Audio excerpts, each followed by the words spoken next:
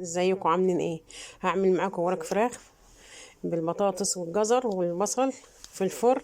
تابعوا معايا الوصفة واشتركوا في قناة صباح فوت واعملوا لايك. هتبلها معاكم بالملح والفلفل والبابريكا، ادعكها دحكة حلوة، وبعدين هحمرها في الزيت وزبدة.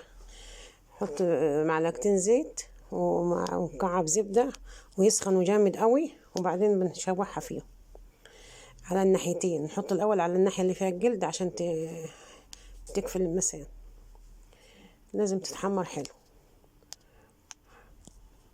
نقلبها معاكم على الجنب التاني،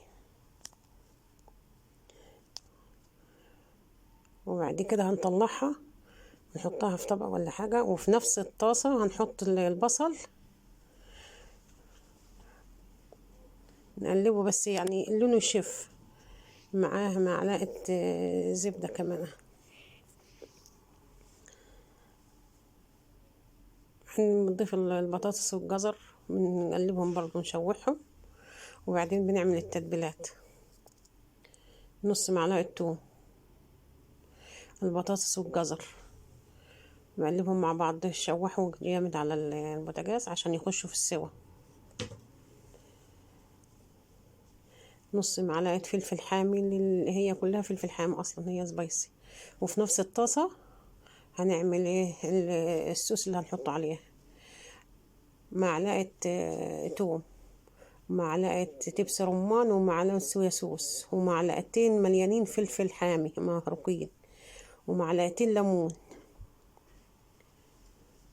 ومعلقة مليانة كبيرة عسل نحل أو عسل أبيض،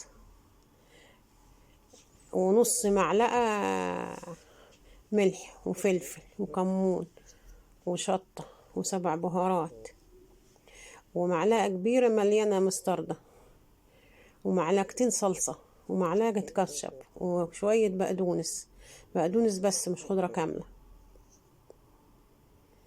وكبشة بقدونس كمان تانية، وكوباية مية سخنة، وكله ده يغلي مع بعضيه. وبعدين بنضيفه على وحطيت نص معلقة زبدة تاني مع الصوص. بنضيف على الفراخ على البطاطس، وبعدين بنحط عليها قطاية متقطعة حلقات، وبعد كده بنحط الصوص على وشها. تغلي غلوتين كده، ونكون ساخنين الفرن وندخلها الفرن.